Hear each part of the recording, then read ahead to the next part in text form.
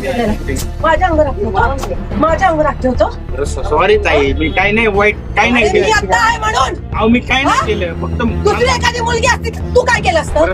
काय केलं असतं? सॉरी ना ताई. का सॉरी? का सॉरी? त्याच्या पुढे तू नाही. दारू पिऊन आलाच कसा? दारू पिलेला माझ्या अंगावर ठेवतो, माझ्या अंगावर ठेवतो.